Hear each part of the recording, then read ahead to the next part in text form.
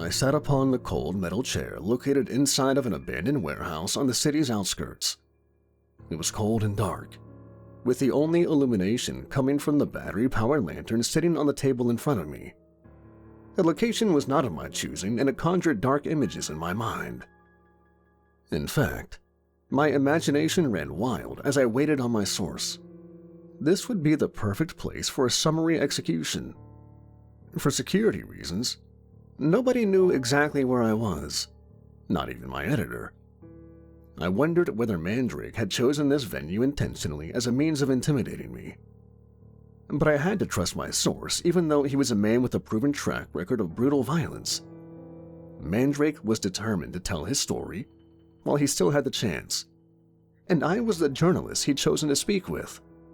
The vigilante leader was thinking about his legacy now, about how he'd be remembered. Knowing the man like I did, I was sure Mandrake wouldn't allow himself to be taken alive. Sooner or later, he would go down in a blaze of glory. I just hoped I wouldn't be caught in the crossfire when he did. I glanced down at my watch for what must have been the 100th time.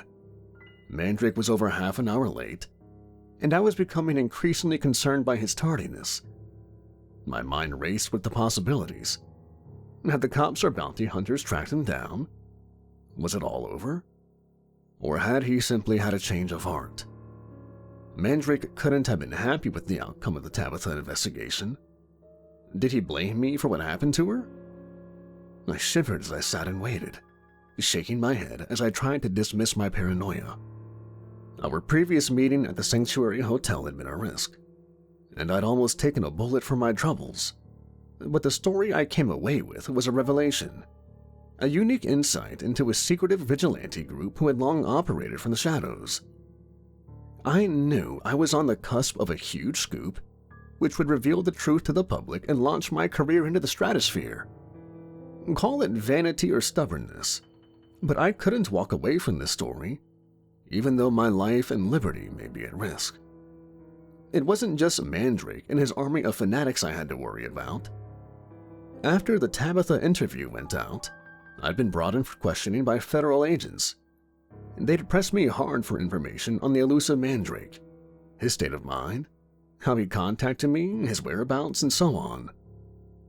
I'd given them the bare minimum of information, maintaining my journalistic integrity as I insisted on protecting my sources. Eventually, the newspaper's lawyers were able to get me released without charge, but the feds made it clear that this wasn't over, making obscure references to anti-terrorist legislation and national security. And then there was Hennessy, the determined private investigator who tracked Mandrake down to the hotel. Over the previous few days, I'd had the unpleasant feeling I was being followed as I went about my day-to-day business. At first, I thought it was my paranoia playing up. But then I caught a glimpse of Hennessy whilst I was walking to my office. The PI must be keeping tabs on me in the hope I would lead him to Mandrake. I'd taken all the precautions I could while traveling to the location that night, but I still feared the PI would track us down. Hennessy would stop at nothing to claim the substantial bounty on Mandrake's head, which would be paid whether the target was dead or alive. He was hunting the vigilante leader down, but Mandrake could get to Hennessy too, as evidenced by a recent assassination attempt. The cops had tried to cover it up, but I'd got word of a car bomb attack on the PI's vehicle. Thankfully, for Hennessy's sake, the device had failed to go off. Nevertheless, this was now a deadly game of cat and mouse, and I was stuck in the middle. I was still considering the dangerous situation and questioning my own sanity when I heard the ominous sound of footsteps behind me. I turned slowly and saw a figure emerging from the shadows and marching across the concrete towards me. "Mr. Carter, please excuse my tardiness," said the familiar voice. I squinted to get a better look at the man as the light from the lantern illuminated his face. It was Mandrake, of course, but his appearance was different from the last time we'd met. Even in the unsavory environment of the squalid hotel, Mandrake had maintained his dignity and self-confidence, standing tall and immaculately turned out in his finely tailored suit. but the man I now saw before me looked like a shadow of his former self. His suit torn and stained, his face unshaven and drawn. Mandrake was clearly on edge, and even his voice seemed to have lost some of its previous authority. I wondered what had happened to the vigilante leader to put him down so much. Had the pressure and stress of being on the run finally got to him? I didn't comment on his physical state, although it did concern me, particularly given the wild look present in his dark eyes. I recalled hearing how wild animals were the most dangerous when cornered, and thought this might also apply to human beings. Nevertheless, the disheveled Mandrake strode across the warehouse floor and took his seat across from me, smiling faintly as he looked me up and down. "Well, Mr. Carter, I want to thank you for coming tonight. Not much has happened since our last conversation." "Indeed," I replied thoughtfully. A pause followed, as if Mandrake expected me to say more. "Have you been able to speak with her?" Mandrake eventually asked. I knew precisely who he was referring to and shook my head in the negative. "I'm afraid not. I've made repeated attempts to visit Tabitha in custody, but so far, the prison authorities have blocked all my requests." Mandrake's face screwed up as he scoffed in utter contempt. "You understand now, Mr. Carter. You can see the lengths the government will go to, what they're prepared to do to maintain control, and to ensure their own twisted monopoly on violence and so-called justice." I sensed that Mandrake was about to launch into one of his characteristic tirades where he attempted to justify his heinous actions. I wanted to shut him down, but in truth, there was little I could say, because Tabitha's case didn't sit easy with me. I had only met the voodoo priestess briefly, but I felt like we made a connection during our short interview. I had sympathy for Tabitha after hearing her story, and the woman had shown genuine remorse when she'd handed herself in and made a full confession. Her case was indeed an interesting one, as Tabitha had used her powers to punish and ultimately kill a wife murderer, but the DA elected not to bring her to trial, as they believed a conviction was unlikely, and Tabitha had acted in self-defense after all, albeit in a rather unconventional way. That should have been the end of the matter, but the feds weren't willing to let Tabitha walk free, and so she was being held under anti-terrorist laws at an undisclosed location. I was certainly not a supporter of the SVA and didn't condone their activities, but I struggled to justify the government's draconian actions against them. Mandrake must have picked up on my discomfort, and he decided to press me on the matter. "You still believe we're the bad guys, don't you? Surely you don't really believe the government is on the right side of this?" I took a breath, carefully considering my next words before delivering an answer. "I still believe in the system, despite its flaws." Mandrake's response to my statement surprised me, because he burst into mocking laughter.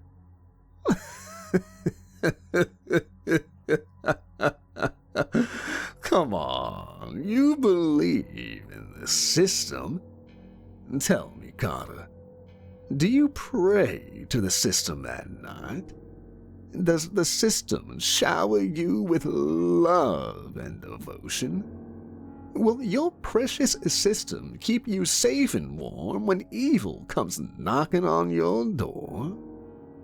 I'll admit to acting unprofessionally as Mandrake's mocking words got under my skin. I struggled to keep my anger in check as I looked at the vigilante straight in the eye and spoke through clenched teeth. "Tell me, Mandrake, does your hatred keep you warm at night?" A tense pause followed as the ruthless killer glared at me with his cold dark eyes. I feared Mandrake would react with violence, but instead, he formed his lips into a hideous grin before he answered. "Indeed it does, Mr. Carter. The mission of righteous vengeance is my life's work. I regret nothing."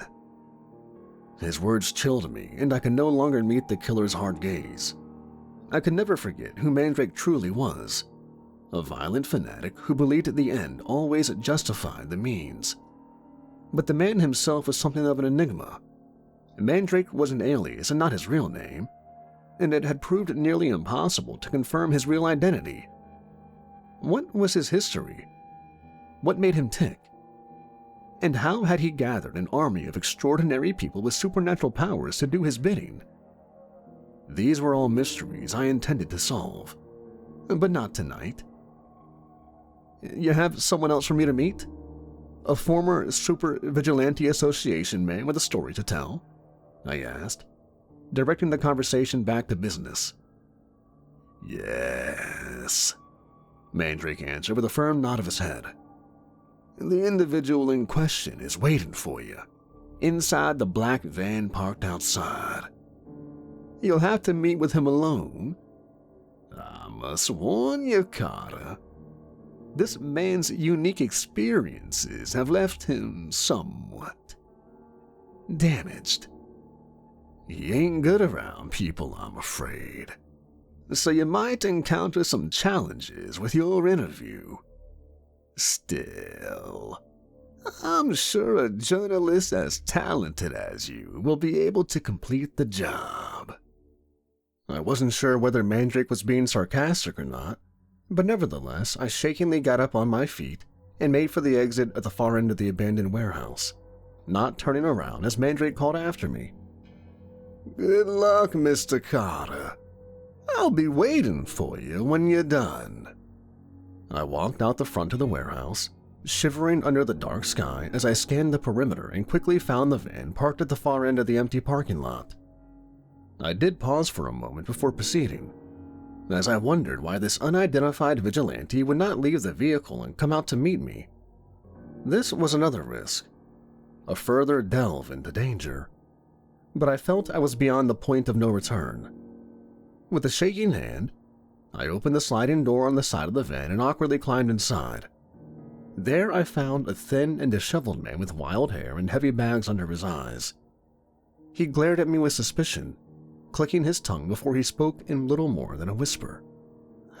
Please, man, close the door. I obliged, pulling the door shut and adjusting my eyes to the dark interior, with the only dim illumination coming from the small light on the front dashboard. My source remained hidden in the shadows, his bloodshot eyes glaring out at me from the darkness. I reckoned he was trying to size me up, but there was something very unsettling about his cold stare, and I felt very exposed in that moment. Nevertheless, I swallowed my anxiety and did my best to break the ice with the stranger. How are you doing, sir? I said, whilst extending my hand in friendship.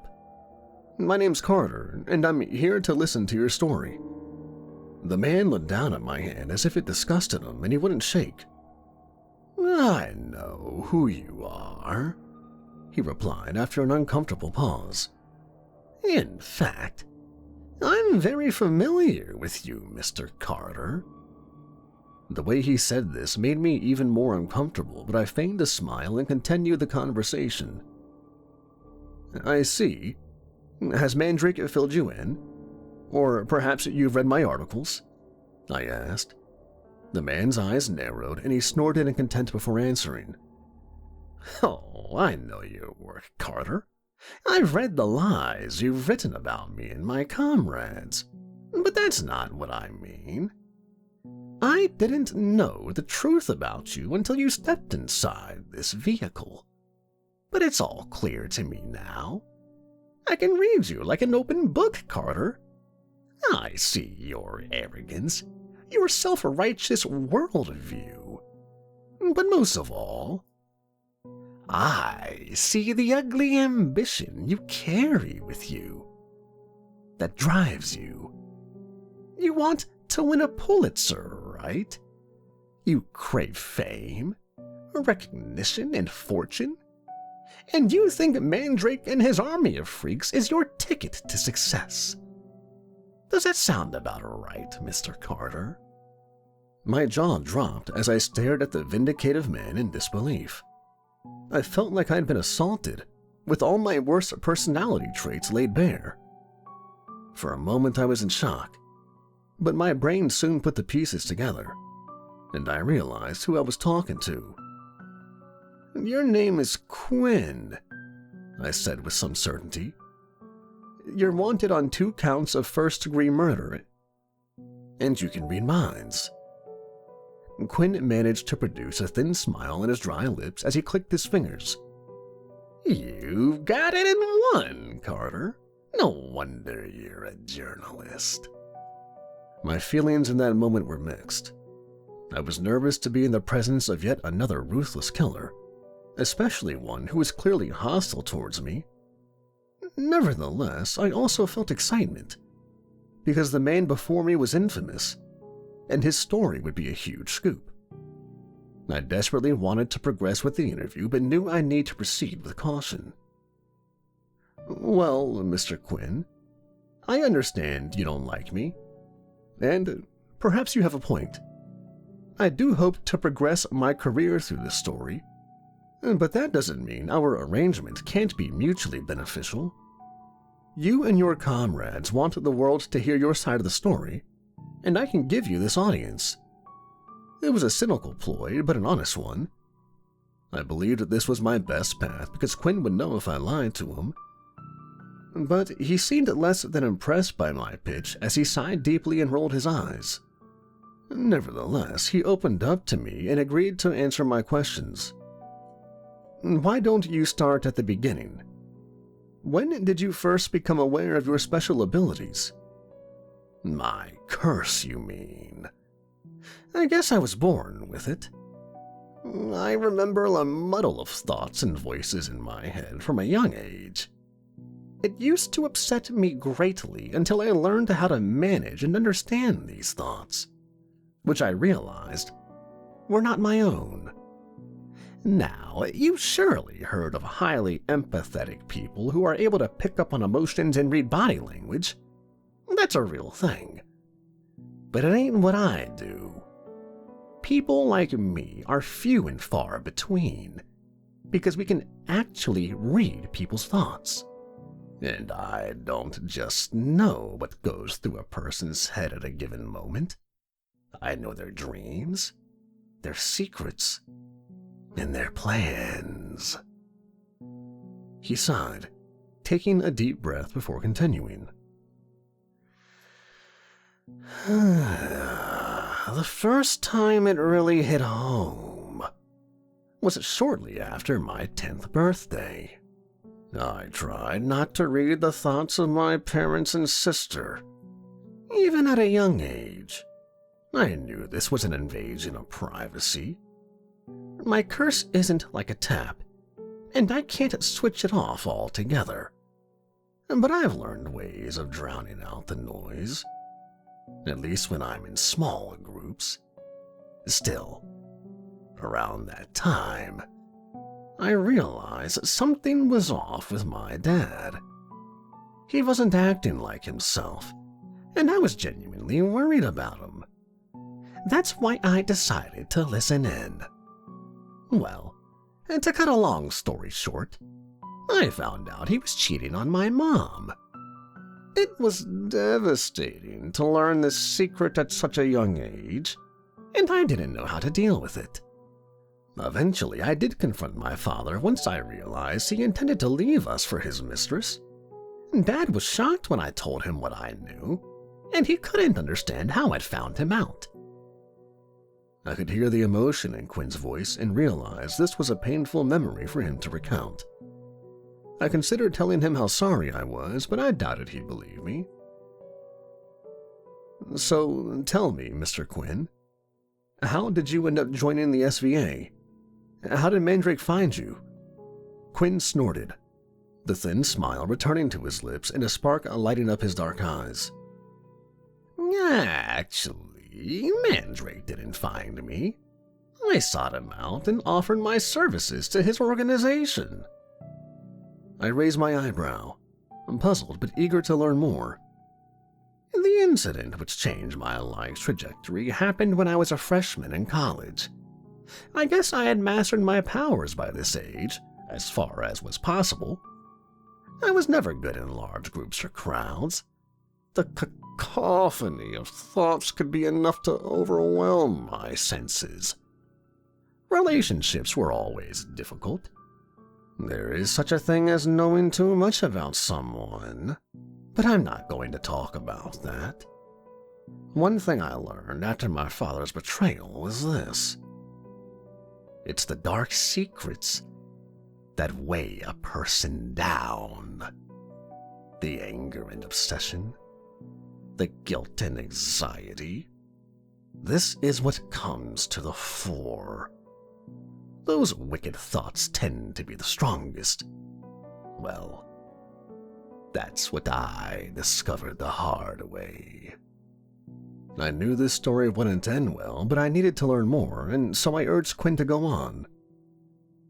Well, there was this girl I was seeing. Jenny was her name. We went out together for a while. I really liked her, but it didn't last.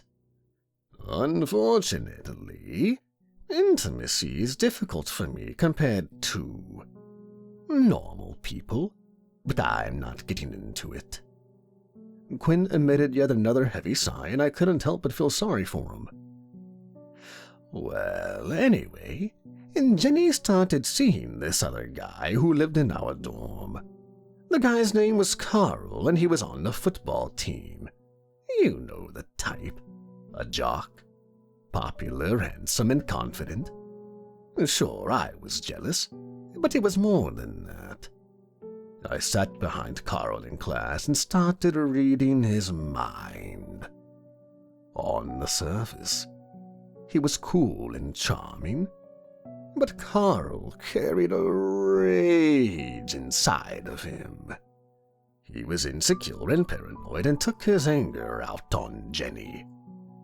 I knew he'd gotten physical with her and reckoned it would only get worse. But what could I do? Well, I still believed in the rules back then. I spoke to campus security and they were no help. Then I went to the cops, but there was no evidence. And what could I tell them? In the end, Jenny wound up in the hospital. She survived, but with permanent nerve damage. And who knows what kind of mental trauma. Carl was eventually arrested but got off with a bullshit probation. So as you can guess, this didn't sit right with me. I knew I had this power, more of a curse than a gift. But still, I realized that I could do some good. That I could prevent crimes yet to happen. My mission would be to save the innocent and punish the guilty. That's why I sought out Mandrake and joined the SVA. I nodded my head in understanding. Quinn's journey towards vigilantism made sense now. Whether it was morally justified or not was another question, however. So, can you tell me what work you did for the SVA? It didn't always come to murder. Sometimes the target got just a warning. Other times a beating or kneecapping. But we didn't hesitate to take out hardened killers or people who abuse. The young. They were fair game. At first I worked with others in the organization, but after a while I hunted alone. Hunted? I interjected in shock. Sure, Quinn said with a wicked smile on his lips. What else would you call it? I paused for a moment as I carefully considered my next question. But this was of course pointless because Quinn knew what I was going to ask before I did. Yes, you want to hear about the Hall murder. That's why you're here, right? I nodded my head, unable to hide my enthusiasm. What happened that night, Quinn? The vigilante stared at his feet for a long time. I feared Quinn might not tell his sorry tale, but eventually he did speak up. It was a standard operation, a random hunt. That's to say, I wasn't chasing a specific target. Instead, I frequented a dive bar on the wrong side of the tracks. This was an establishment where shady characters and low-level criminals were known to hang out. Now, normally, I hate going inside of crowded places. The background noise is too much. But when you're on a hunt, you need to filter out the bullshit and hone in on your target. So that's how you identified Mr. Hall?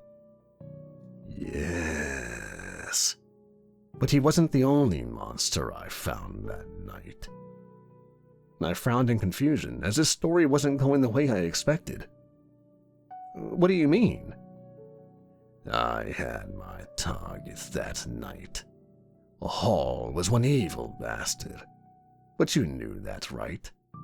What he did to his own daughter? I nodded my head as the vile details of the case came to mind. Mr. Hall was a monster in plain sight. Anyone who could do that to their own daughter was sick. It was difficult to argue he hadn't deserved his fate. Imagine how I felt when I looked inside the twisted monster's mind. I saw what he'd done, what he planned to do. It took everything in me not to beat him to death, right there in the bar.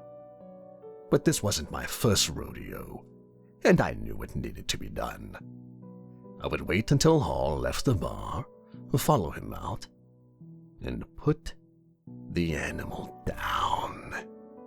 Easy, right? Well, I was waiting patiently at the bar when I picked up the frequency of a second target. Another criminal? That's right. 2 scumbags on the one night. What are the odds? The second man was called Sanchez. He came in around 10 and started hitting the bottle hard. I could tell the guy was on edge. And so, against my better judgment, I listened in. What was he thinking? Sanchez was thinking about murder, Quinn answered coldly.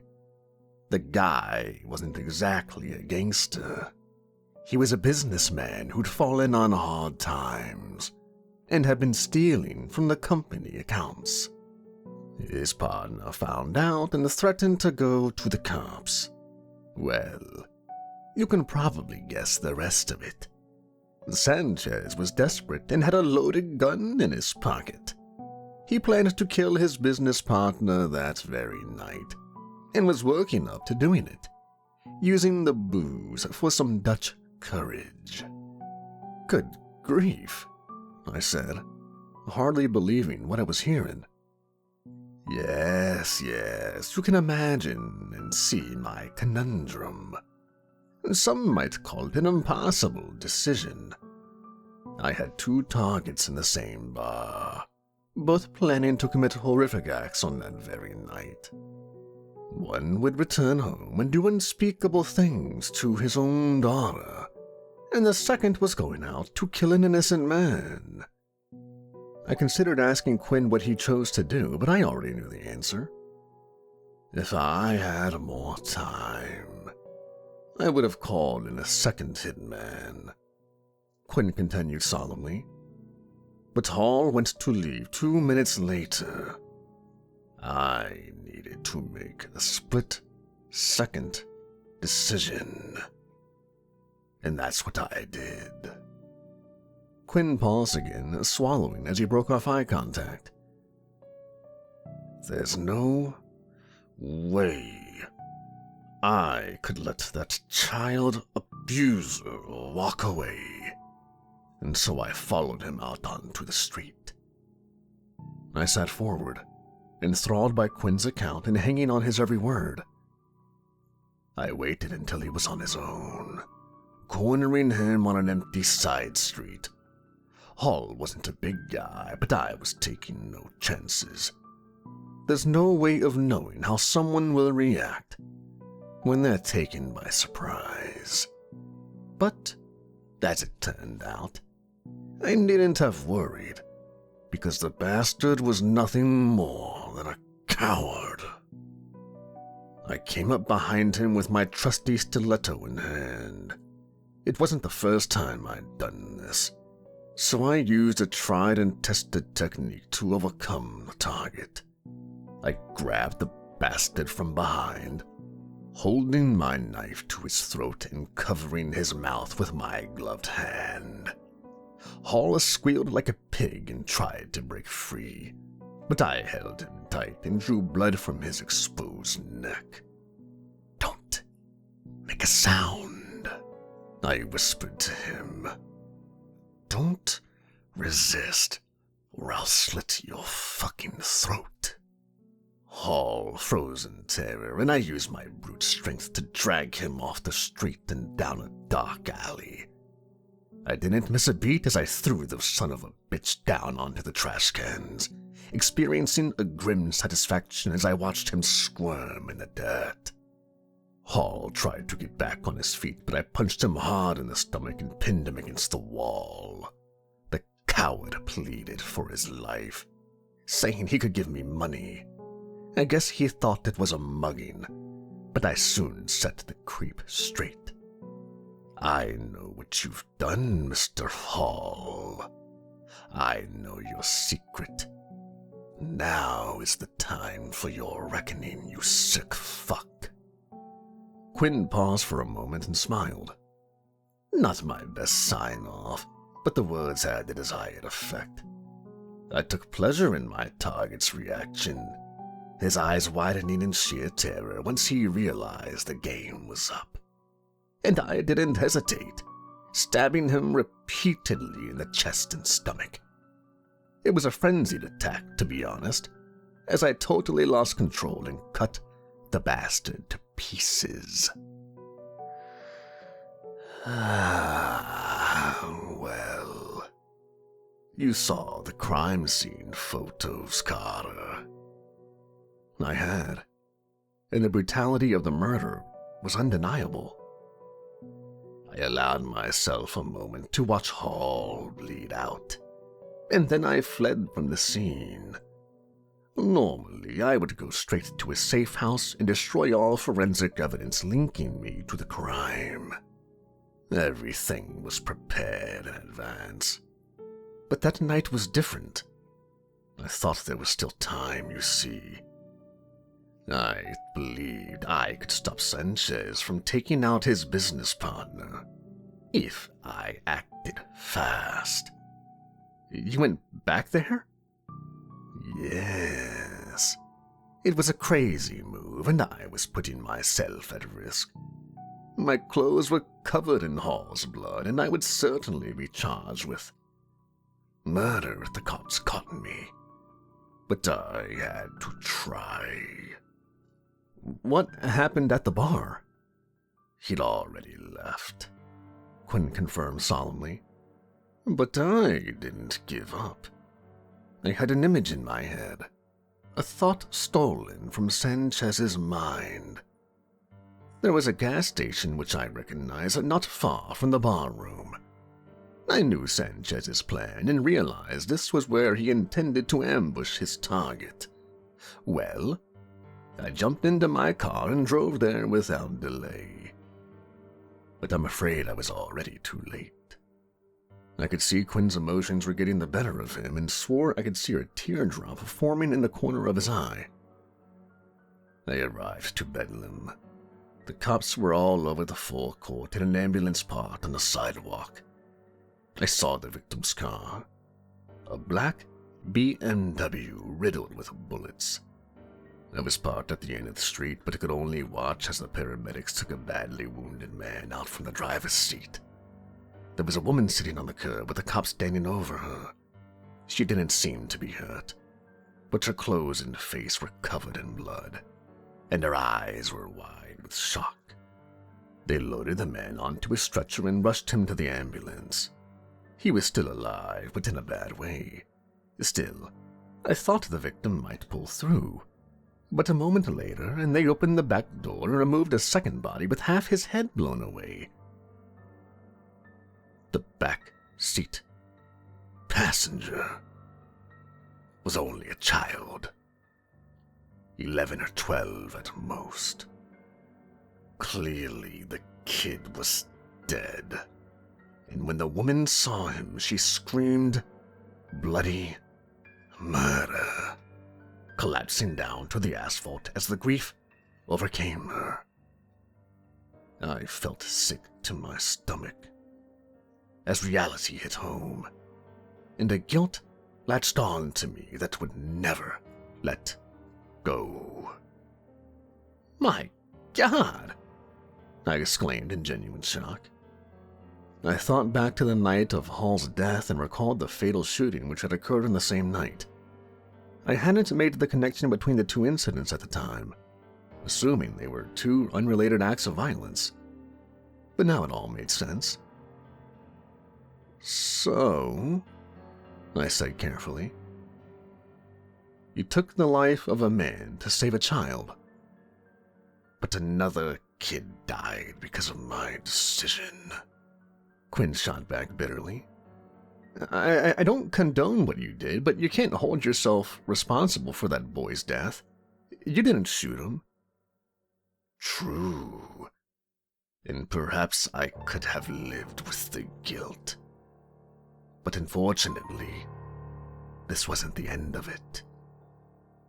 I raised my eyebrow, the hairs on the back of my neck standing on end as I eagerly awaited the conclusion of Quinn's extraordinary tale. "Sanchez was caught by the cops before we could get to him. They had enough evidence to bury him, and the judge rightly gave the bastard the death penalty. He's still waiting on his sentence to this day, in fact. Well, the whole episode hit me hard. I got the usual pep talk from Mandrake, but the guilt was eating away at me. Honestly, I'd had my fill of death and violence and was ready to give up on the vigilante business.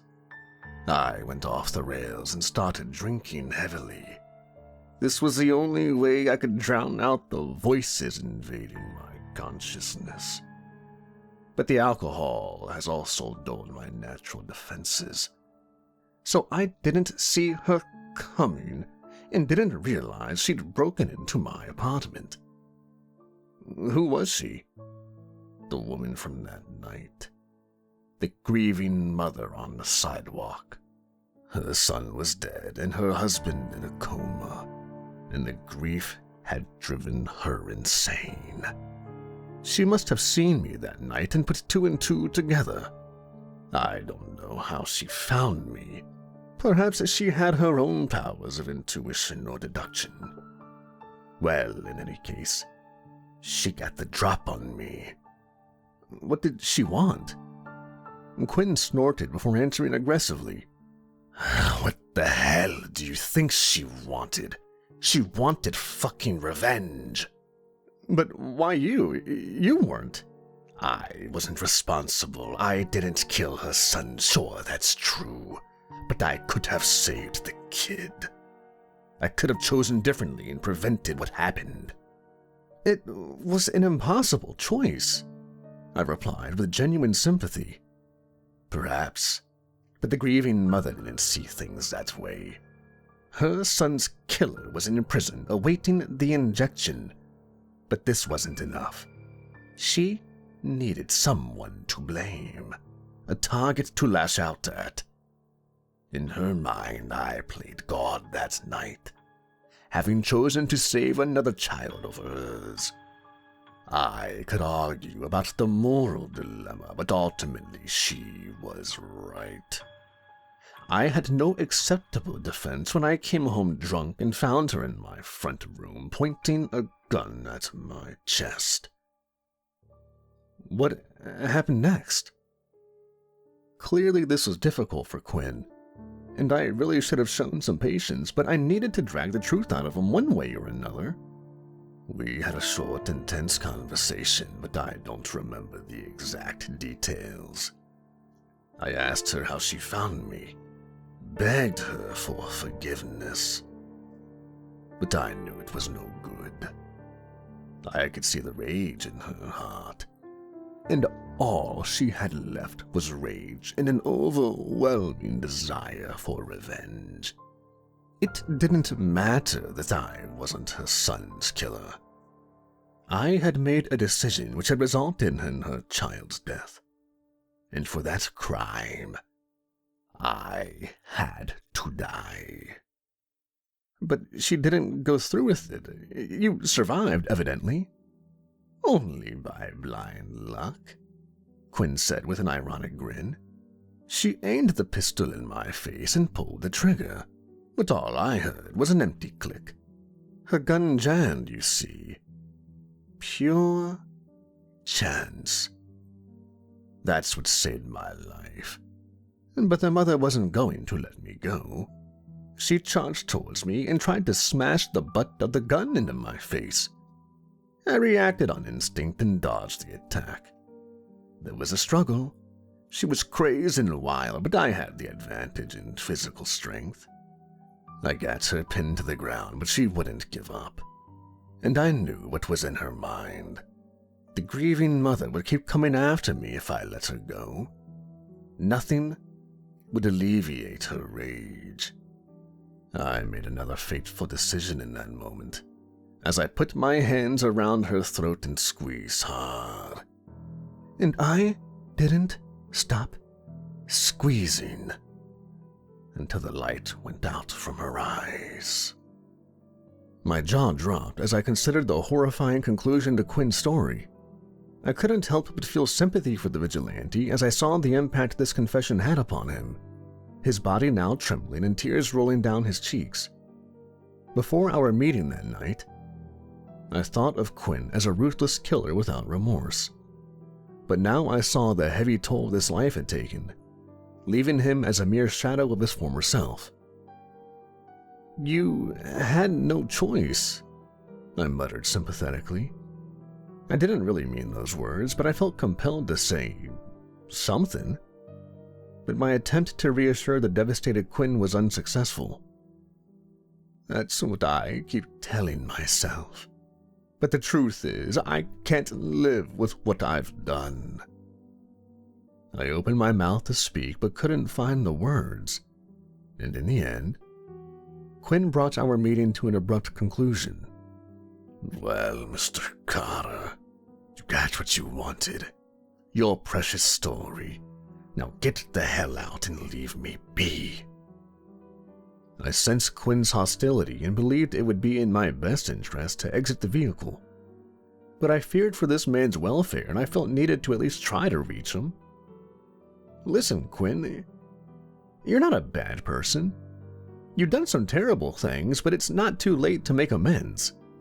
Turn yourself in, I'm begging you." Quinn sneered, leaning forward so I could see his face clearly under the dim, artificial light. His teary eyes were filled with sorrow and regret, but also anger. Next, he reached into his jacket and slowly withdrew a silver revolver, making me recoil in fear. "I won't tell you again, Carter," he snarled whilst brandishing the gun. "Get the fuck out. Unless you want to become my final victim." I didn't need to be told again, raising my hands defensively before I slid the door open and leapt out of the van and onto the asphalt. One didn't need to be a mind reader to know what Quinn had planned, and so I sprinted across the ground whilst shouting for help. "Mandrake! Mandrake, come quickly!" The vigilante leader charged out of the warehouse, pulling a pistol from his shoulder holster as he came. But a moment later, we heard the muffled sound of a gunshot from inside the van. My stomach dropped as I slowly turned around to face the vehicle. Meanwhile, Mandrake shoved past me and opened the van's side door. I guess there was a small chance that Quinn had survived, but all hope was lost when we witnessed the grisly scene within. Because there was Quinn's lifeless body sprawled in the rear, his brains blown out, and the smoking revolver still clutched in his right hand. "Gosh," I said. I turned away from the body, looking back to Mandrake and seeing a raw grief in his bloodshot eyes. "Another man down," he muttered grimly. "I'm sorry, Mandrake. He deserved better." He scoffed in disgust and turned towards me with an angry look on his face.